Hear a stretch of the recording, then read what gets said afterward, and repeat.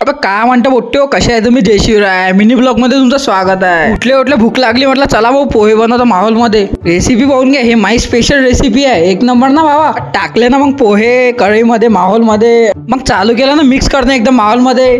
पाहिलं मी किचन मधून खिडकीच्या बाहेर, कोणी पाहून तर नाही राहिलं ना माझी रेसिपी. झाले ना मग 10 मिनिटात आपले बनवून पोहे आणि माहोल ना हो. खाऊन पाहता मग कसे आहे आणि मग काय विषय, एक घास खाल्ला आणि माहोल ना नात करती का. मग निघालो ना, आईले सोडून द्याले स्कूलमध्ये. निघालोच होतो तेव्हाच मावशीचा कॉल आला, बाबू घेऊन ये म्हणे तिथं, आज कार न जावं लागते, आज म्हणे कार. मग आईले केलं ना टाटा आणि निघालो. मग मी गेलो ना वसंत हार्डवेअर मध्ये, घरचं सामान आणत होतं ना. आणि गेल्या काय मग शुभम दाले भेटलो ना माहोल मध्ये. काय जबरदस्त दुकान होतं ना भाऊ, बाप मी तर पाहतच राहिलो ना.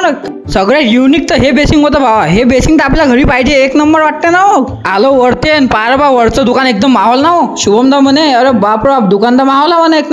पाहून राहिलो तो काय काय इथं. आणि आपल्याला हे लावायचं होतं ना रे, हे काचावाला आयटम.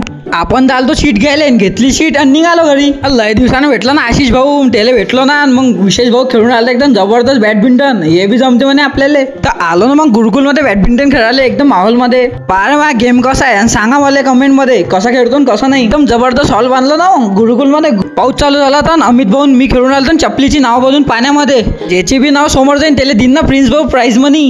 मी बसलो तर घरी गाणे ऐकत. आणि चला ना बोट्यो, भेटून आता नवीन ब्लॉग मध्ये. लाईक करा, फॉलो करा मित्रांनो.